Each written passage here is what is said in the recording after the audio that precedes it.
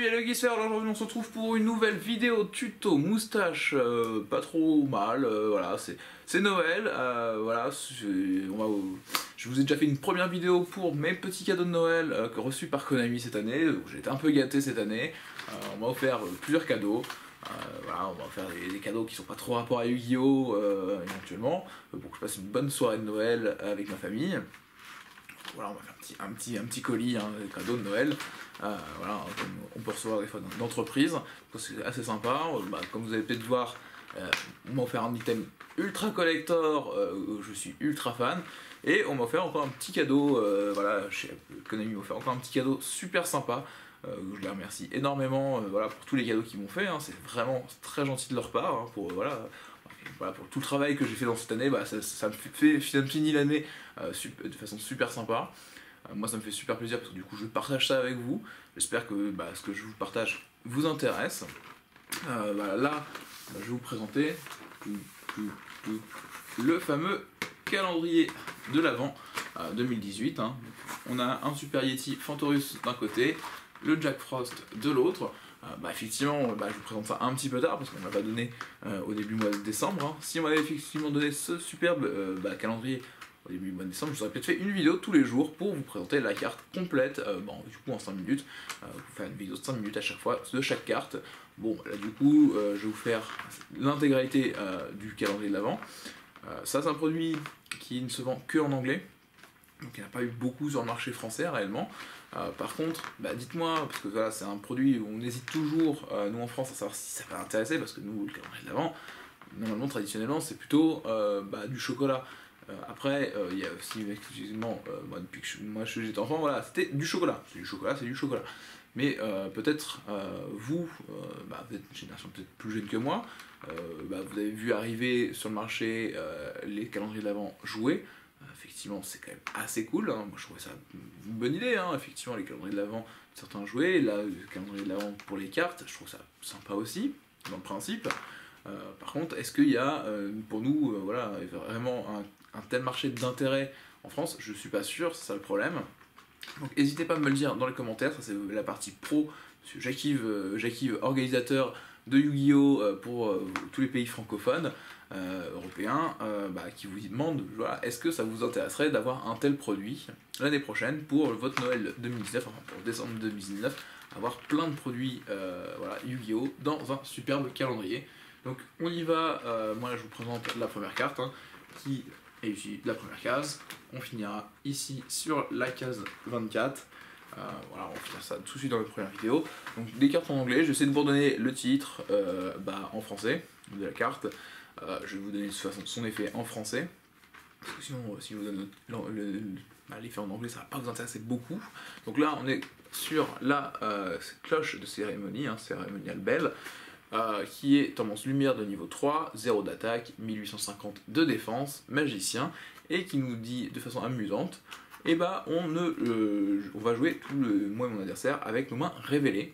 Donc ça peut être très très sympa pour prévoir tous les mouvements de votre adversaire, et aussi en fait de jouer certains pièges qui diraient, quand vous avez une notion de ce qui est dans la main de votre adversaire, vous citez un nom de carte et vous faites défausser tous les exemplaires de la carte. C'est des moyens de contrôler assez aisément la main de votre adversaire et de vous assurer du coup que il n'aura pas les cartes nécessaires pour lancer lui ses combos à son tour si vous jouez dans des stratégies un peu de cette façon. Donc ça c'est une plutôt bonne carte, hein, si vous voulez un petit peu troller votre adversaire, c'est voilà, faut pas hésiter. Donc là on y va sur la case numéro 2. La case numéro 2 contient franchement moi une de mes cartes préférées de ce calendrier. Donc, on retrouve une fameuse boîte d'amis. Donc du coup, en fait, moi ça m'intéresse vraiment de l'avoir, cette boîte d'amis, parce que du coup elle est dans une autre rareté que son rareté de base. C'est une carte de chasseur de numéro, hein, pour vous dire, à l'origine. C'est une carte que j'adore. Elle a un monstre X qui lui est lié, hein, la princesse Cologne. C'est une carte que j'apprécie vraiment beaucoup. Hein. Je vais essayer de vous montrer correctement l'artwork avec tous les reflets. Hein. Vous voyez, ils sont tous dans une petite boîte d'amis, voilà. Parfait, vous voyez, hop, une petite boîte d'amis avec plein de petits monstres. Ça, moi, c'est une carte qui fait partie de mes cartes de cœur, au même titre que Robo Bureau. C'est une carte que j'ai jouée dans pas mal de fois dans mes decks Métamorphose. Hein, c'est une carte que j'ai récupérée il y a 4 ans sur un festival de Cannes. Donc, je te remercie Loïc, hein, voilà, hein, voilà, en plus il devient un émetteur après, par la suite, donc c'est voilà, quelqu'un qui je me suis lié par la suite, mais qui m'avait échangé cette carte là, parce que quand j'avais lu son texte, je me dis waouh, à mon avis ça va permettre de faire des combos de fou avec l'air pendule qui était en train de commencer. Je me suis dit voilà, si jamais j'ai des monstres pendules qui vont avoir les statistiques, parce que j'étais en train de revenir dans le jeu, je me suis dit ça va être vraiment rigolo, et en fait les Dracos 500 sont sortis, les Métamorphoses sont sortis, et là, moi j'ai plus d'hésitation du coup à jouer cette boîte d'amis qui est pour moi mieux qu'un lapin sauveteur dans ces decks pendules là. Parce que lapin sauveteur nous limite à des monstres de niveau 4, là où la boîte d'amis en fait elle va nous sortir 2 monstres normaux, 2 noms différents, avec soit 0 d'attaque, soit 0 de défense, en position de défense, et lorsque la boîte d'amis est détruite, hein, donc combat ou par effet, donc dans un Métamorphose ça rend parfaitement parce que vous la détruisez par vos propres effets de scale, d'échelle pendule, vous la détruisez et vous allez pouvoir vous amuser à faire son effet, invoquer spécialement 2 monstres avec soit 0 d'attaque, soit 0 de défense, et donc ça vous laisse plein de combos. Moi j'ai fait plein de combos, je vous présenterai cette carte là encore plus en détail pour vous montrer un petit peu tous les combos voilà, qui m'ont été permises grâce à cette carte dans Métamorphose. Et c'est vraiment une carte que j'adore. Et puis boîte d'amis, bah voilà, c'est une boîte qui amène des potes, quoi. Voilà, moi j'adore cette carte. J'adore vraiment cette carte. Donc sur la case numéro 3, on va s'intéresser un peu plus, un petit peu à l'artwork ici. Hein, vous voyez, hop. On va voir le Jack Frost Fantorus. Ghost Trick, hein, en anglais pour les Fantorus. Donc lui, il nous dit qu'il ne peut pas être invoqué normalement, hormis si on contrôle déjà un monstre Fantorus. Et alors, une fois par tour, vous pouvez changer cette carte en position de défense face cachée. Et si un monstre de votre adversaire déclare une attaque directe, vous pouvez changer ce monstre de l'adversaire en position de défense face cachée. Et si vous faites invoquer cette carte en position de défense face cachée. Donc le but d'un deck Fantorus, ça va être de jouer énormément sur la défense face cachée. Vous voyez, vous allez voir le Yeti qui suit juste derrière, hein, le gros Yeti. Fantorus. Donc le Jack Frost, hein, pour information, c'est un niveau 1 Dark Démon 800-100 hein, quand même, je vais vous dire. Là on est sur le Yeti qui est Dark niveau 3 Zombie 300 2000, donc il a un peu plus de coffre, hein, il sera un peu meilleur en défense. Lui aussi on ne pourra pas l'invoquer sauf si on contrôle déjà un monstre Fantorus. On pourra pas l'invoquer normalement, et on pourra le changer en position de défense face cachée une fois par tour si on le veut. Et quand lui il est invoqué par flip, on peut cibler un monstre Fantorus sur le terrain, et ce tour il ne peut pas être détruit au combat ou par effet de carte. Donc le Yeti va nous permettre de sauver un petit peu nos monstres Fantorus éventuellement. Le but d'un deck Fantorus est en fait de passer vos monstres qui vont tout le temps en position de défense face cachée, et essayer de passer ceux de votre adversaire aussi en position de défense face cachée pour éviter qu'ils vous attaquent, ou qu'ils vous attaquent toujours directement, parce que les magies de terrain Fantorus vont permettre au joueur d'attaquer directement son adversaire si tous ces monstres sont en position de défense. Donc en fait tout le but du deck c'est essayer de passer les monstres de son adversaire en position de défense, et après nous attaquer avec notre petit Fantorus directement l'adversaire. Le gros hic de Fantorus malheureusement à l'heure d'aujourd'hui, c'est qu'on est arrivé avec les monstres liens qui ne passeront jamais en position de défense, face cachée. Donc ça gêne pas mal cet archétype. J'espère que peut-être un jour Konami sortira un monstre lien pour leur revenir en aide, peut-être pour trouver des solutions face à cette mécanique qui les dérange quand même pas mal. Donc on verra peut-être à l'avenir. En tout cas c'est un deck très amusant pour jouer à la maison. Et on va continuer sur l'Ice Queen, la Reine des Glaces, qui est un niveau 8 haut, magicien 2900-2100, hein, donc il a un petit peu d'attaque, hein, c'est une statistique assez normale. Alors elle nous dit, cette petite Reine des Glaces, qu'elle ne peut être invoquée spécialement depuis le cimetière, et quand cette carte face visible est détruite, est envoyée au cimetière, vous pouvez cibler une magie dans votre cimetière, ajoutez-la à votre main. Par contre, il faudra que vous ayez 3 magiciens dans votre cimetière pour activer cet effet. Mais en tout cas, c'est quand même un effet plutôt super sympa. Parce que en fait, ça peut vous permettre de faire des combos très rigolotes si vous l'invoquez et vous la faites. Bon, c'est dommage, hein, c'est qu'on n'a plus des firewalls pour peut-être abuser de son effet, parce qu'en plus c'est quand les destructions face visible, hein, donc Là c'est pareil, un Metal Force peut la détruire pour qu'on puisse activer son effet et récupérer une magie dans notre cimetière. Donc ça peut être très très sympa. Heureusement on peut pas la réinvoquer du cimetière, donc on peut pas faire des Monster Reborn pour faire Monster Reborn sur elle-même et plein de fois. Ça ne marche pas, il n'y a pas moyen de faire plein de Monster Reborn dessus. Mais ça peut nous permettre de faire quand même des combos très amusants dans un deck magicien. Alors bon, bah, on est sur un calendrier de l'avant, hein, on va retrouver un petit bonhomme de neige. Alors bah, le bonhomme de neige mangeur, en français je sais plus comment il s'appelle, parce que c'est un hitter. À savoir en fait pourquoi c'est un hitter, c'est un peu un retour des cartes qui mangent, hein, comme le mangeur d'homme. C'est le bonhomme de neige mangeur d'homme, hein, en gros, parce que lui il nous dit que quand il est flippé, on va détruire un monstre face visible sur le terrain. Donc lui là, c'est un haut niveau 3 aqua avec 0 d'attaque et 1900 de défense, et qui va nous permettre de faire un insecte mangeur d'homme, hein, pour les plus vieux d'entre nous, on sait ce que c'est, un bon vieil insecte mangeur d'homme. On y va sur du coup la case numéro 9, et là attention, c'est le petit Wind Up Rabbit, en français le lapin automate. Attention, automate, voilà, un petit lapin automate, on se dirait, voilà, c'est un bon petit civet, hein, on est en France, on se dit un petit civet comme ça, préparé avec des petites tomates, ça peut être bon, voilà, bon, bah, je suis plutôt lapin à la moutarde, hein, chacun son truc, mais non, ce n'est pas un lapin automate, hein, c'est pas en 3 mots, c'est un lapin automate, donc d'un automate, hein, quelque chose d'automatique, un petit peu, hein, de la racine automatique, et pas non que le tomatoes, hein, c'est pas automatose, hein, tu vois, vous voyez, c'est pas tomatoes rabbit, hein, voilà, c'est une blague qui ne marche que en français, voilà, j'adore jouer avec ce genre de jeu de mots sur certains nombres de cartes françaises.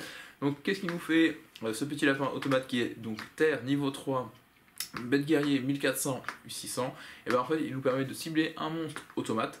Donc toujours pas en plusieurs mots, hein, c'est toujours automate en un mot, qui du coup ce petit voilà, nous permet de cibler un monstre automate et le bannir jusqu'à la prochaine stand-by phase.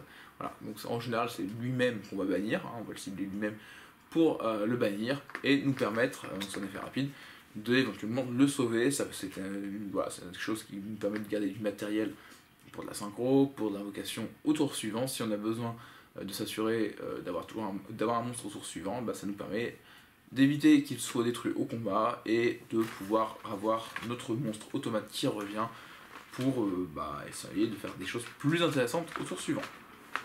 Voilà. Donc on enchaîne sur la case numéro 10 avec la Mystical. Hop. Alors Mystical Fairy Elfuraya, donc Elfuria fait mystique, hein, quelque chose comme ça si je ne me trompe pas en français. Donc c'est un vent niveau 3, 1500, 900. Alors ça c'est un très bon monstre pour embêter les joueurs de Xyz, parce que c'est un monstre magicien qui nous dit... Alors, je vous remontre quand même l'artwork si vous ne l'avez pas bien vu, parce que c'est très très joli. Hop, voilà. Nickel, voilà, vous faites un beau point là. On va faire un beau point sur cet artwork parce qu'il est vraiment très très beau. En fait, elle va nous dire qu'une fois par tour, on peut révéler un monstre vent depuis notre main. Et en fait, jusqu'à la fin du tour de notre adversaire, aucun joueur ne peut invoquer de monstre Xyz, hormis de rang égal au niveau du monstre vent qu'on aurait révélé. Donc, ça c'est une bonne carte pour embêter les joueurs de Gagaga en leur disant bah tiens je vais changer, je vais te dire que tu vas faire des Xyz 7, bah il n'y a pas d'utopie niveau 7, voilà, j'ai pas connaissance d'un utopie niveau 7, donc bah le joueur de Gagaga il ne pourra pas faire son utopie. Vous faites ça contre un Zodiac, vous lui dites tiens t'as des Zodiacs niveau 1, on va essayer de voir si t'as des Zodiacs niveau 1. Non t'as pas de Zodiac niveau 1, bon bah enfin t'as pas de Zodiac rang 1 du coup, bah c'est vraiment dommage, tu ne pourras pas faire d'invocation Xyz, donc Zodiac, bah c'est tout, hein, tu ne feras pas d'invocation Xyz. Ou on peut dire la même chose, par exemple dans un deck, on voit un deck Blue Eyes, on sait qu'il va avoir une petite tendance à vouloir nous sortir un gros X68, voilà, on est face à un Blue Eyes, on va lui dire tiens tu vas me faire des X67, bah non tu feras pas. Voilà, c'est ça, voilà, c'est une mécanique, bon effectivement dans l'air lien c'est un peu pas forcément très utile à l'heure actuelle pour l'instant, mais peut-être au cours de l'année, peut-être ça deviendra peut-être plus intéressant pour vous, on le découvrira peut-être. En tout cas c'est vraiment une carte en tout cas magnifique pour son artwork. qui a été très utile dans certains méta, hein, et qui pourra peut-être le redevenir, hein, ça voilà, faut rester sur l'actu, pour voir. Donc là on a Tualatin, alors lui Tualatin, vraiment compliqué son effet, très très compliqué, donc lui le niveau 8, light, à 2800-2500, donc il a un petit peu moins d'attaque que notre ami la Reine des Glaces, hein, mais il a un peu plus de body. Alors ce fameux Tualatin, son gros problème, c'est qu'il a un effet voilà, très complexe, donc accrochez-vous à la maison, dans vos fauteuils, parce que c'est assez fort. Donc en fait c'est si durant le Battle Phase de votre adversaire, un monstre de votre adversaire commence...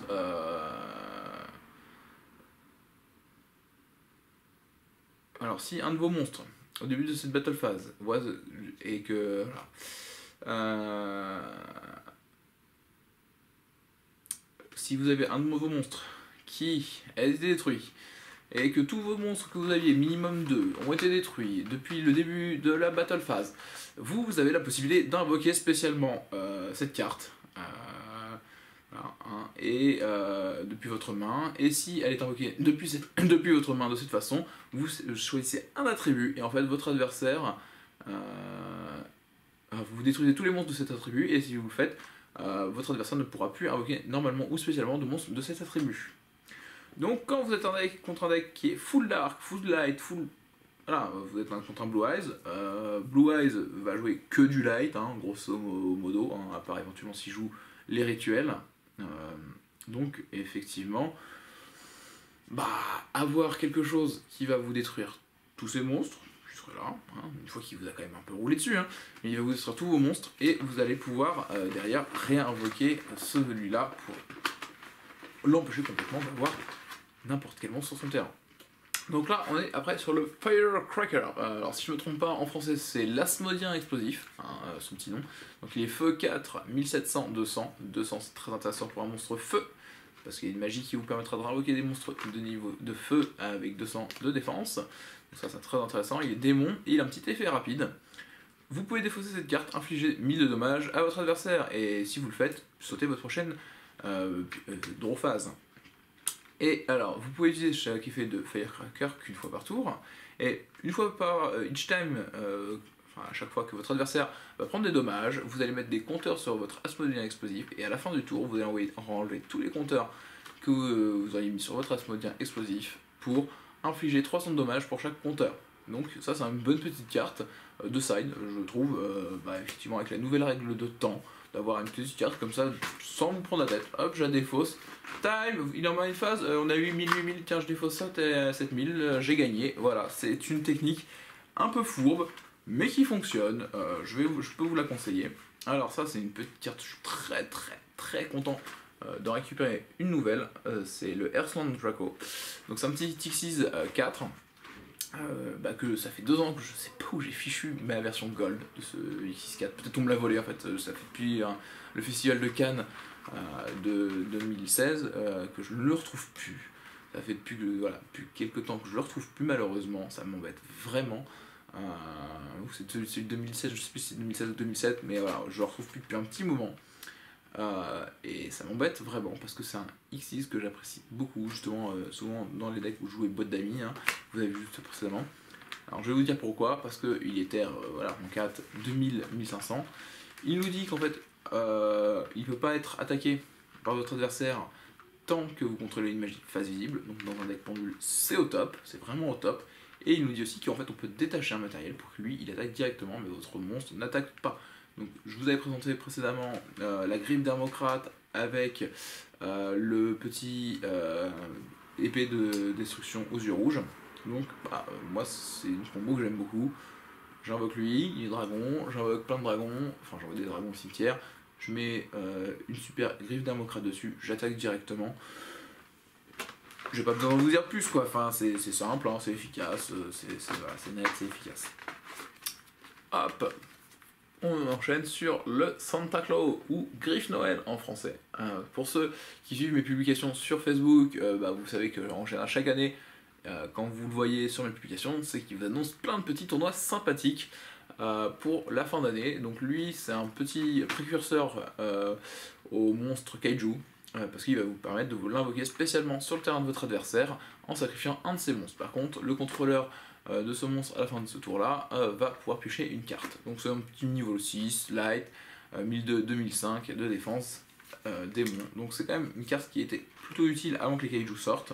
Effectivement, maintenant on va préférer des kaiju, mais ça reste un bon monstre hein, quand même. C'était plus facile de l'invoquer qu'un golem de la lave et moins restrictif. Même si on vous fait un petit cadeau à son adversaire en fin de tour, si on a réussi à l'OTK, bah, il n'y aura pas de cadeau. Alors la suivante, on va y aller très rapidement, c'est le Phénix Sacré de Nephthys.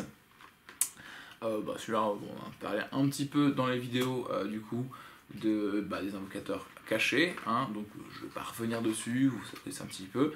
Alors celle-ci, attention, c'est parti pour les blagues. Donc là, on est sur le Cockle-Doodle-Doo. J'ai presque réussi à le dire pour qu'est-ce que c'est que Cockle-Doodle-Doo vous savez, voilà, hein, on a tous des problèmes, je pense, d'oreilles, hein, parce que ça, c'est Cockle-Doodle-Doo. En français, ça s'appelle Cocorico. En allemand, c'est un autre nom, parce qu'on n'a pas tous la même façon d'écouter nos poules, hein. Moi, pourtant, j'ai connu, hein, voilà, moi j'avais mes grand-mères qui avaient des poules, hein, et j'ai même entendu les poules faire cocorico, cocorico. Moi, mes poules, ça faisait plutôt.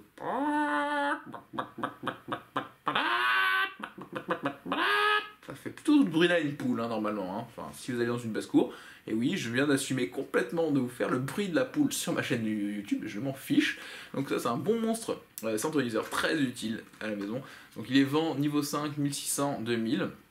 Et en fait, il va nous permettre, soit, si vous contrôlez aucun monstre, vous l'invoquez en tant que...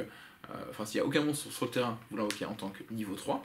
Donc si vous commencez, il sera en tant que niveau 3. Si votre adversaire commence à jouer et que vous n'avez pas encore de carte, lui, vous pourrez l'invoquer spécialement en tant que niveau 4. Donc c'est un synthoniseur qui s'invoque de lui-même, facilement, spécialement, tant qu'il n'y a un peu rien sur votre terrain. Et il va avoir des niveaux différents. Donc c'est plutôt très utile, hein, parce qu'avoir un niveau 4, 3, 4 ou 5, ça vous permet, en fonction de la situation et du niveau de la partie dans laquelle vous êtes arrivé, de faire différentes choses.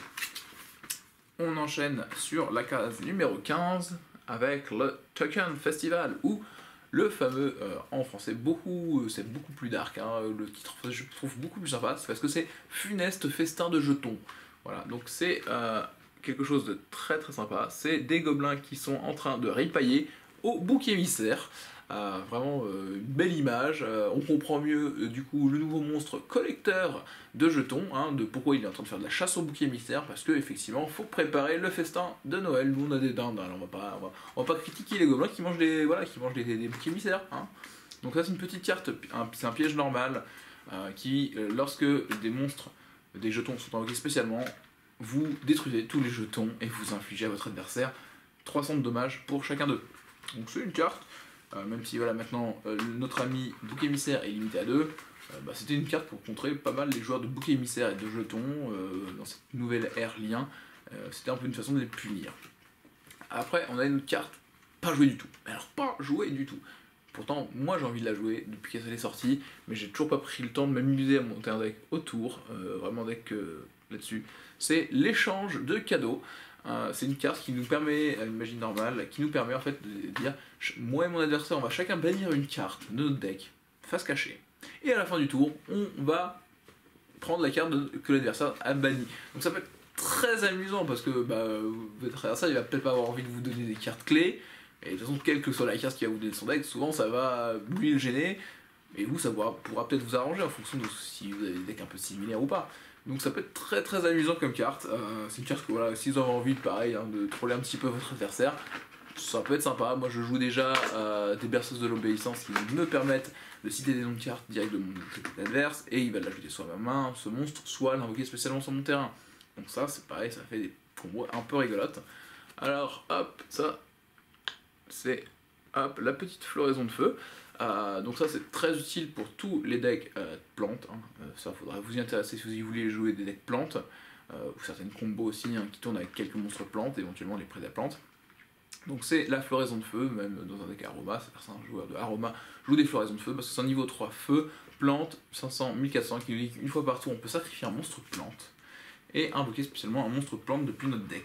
Donc en général, là, souvent la combo, c'est on invoque une floraison de feu sur elle-même, parce que c'est pas restrictif à elle-même, et on continue jusqu'à invoquer un gros plante après, et on a vidé un peu notre deck, et on a souvent un plante à 2700 ou 2800, ça s'est joué aussi dans les Naturia, dans les Sylvains, voilà, c'est joué dans tous les bons decks plantes, donc n'hésitez pas à vous y intéresser.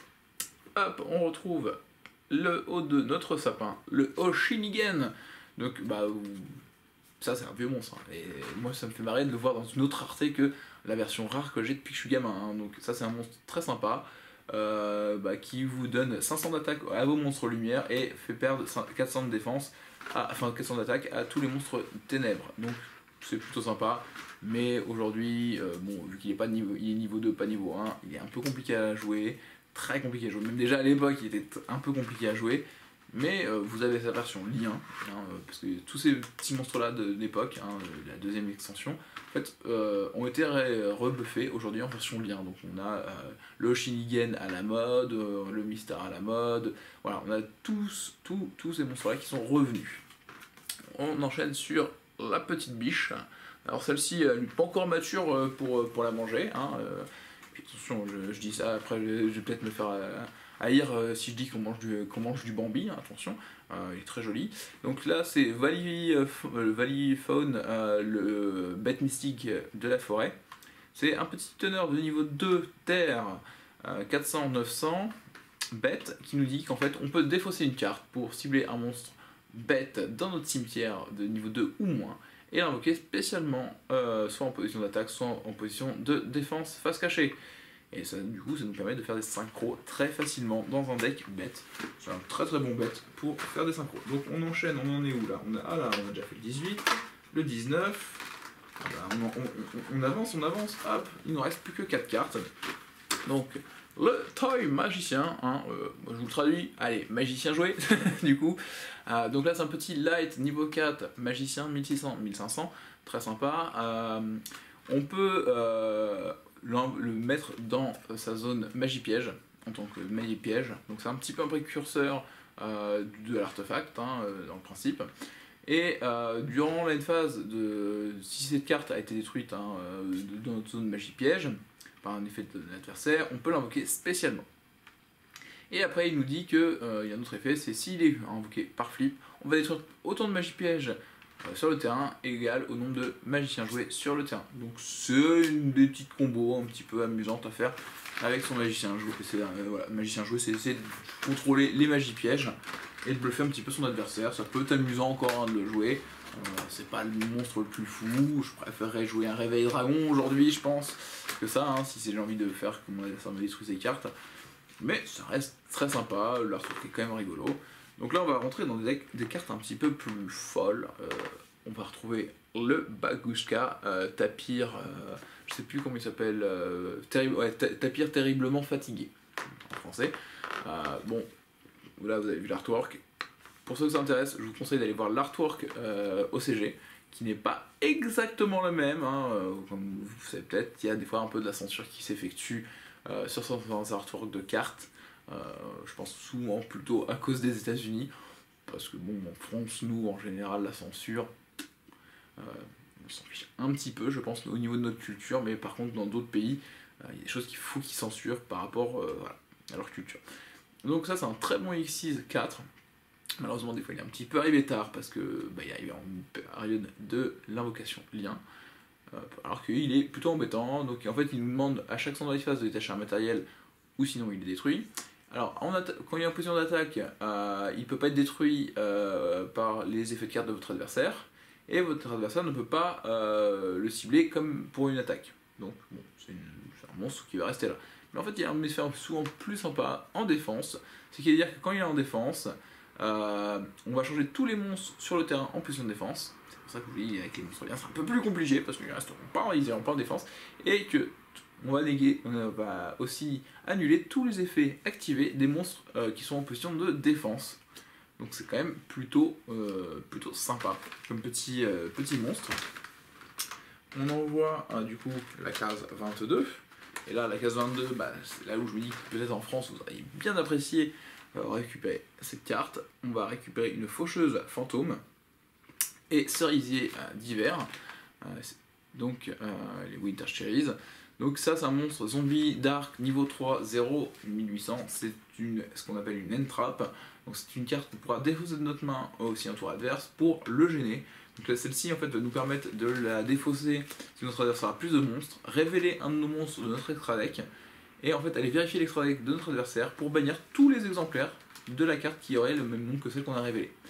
Donc en fait ça c'est une carte qui va gêner énormément dans certains matchs, dans certains méta, quand on n'a pas nous besoin d'extra deck dans notre deck, avoir ça effectivement dans nos sides pour éventuellement contrer les monstres clés qui lancent les archétypes de certains decks. Donc ça c'est voilà, c'était très joué contre Burning Abyss ou par exemple ABC, parce que vous leur dites t'as pas de Dante ou t'as pas de ABC Buster, ça va devenir très compliqué en général pour le joueur en face, parce que c'est souvent ces monstres là qui lui permettent de partir, et c'est même en général les monstres sur lesquels il se concentre principalement dans son style de jeu. Souvent c'est même des monstres qui sont plusieurs exemplaires, hein. Dans Dante en général, dans un bon Burning Abyss il va être joué à 3,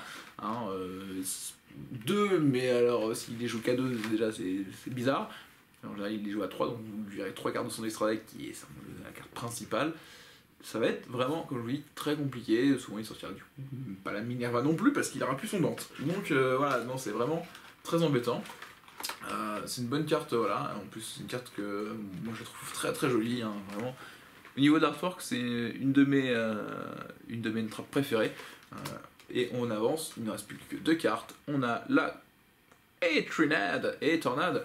Et donc ça c'est une carte qui va nous faire magie normale, une reversion remasterisée de la Violente Tornade qui nous permettra de renvoyer toutes les magies pièges face cachées depuis le terrain à la main. Donc ça c'est une carte plutôt sympathique à la maison pour virer les decks pièges. Et sinon, une paléosique par exemple.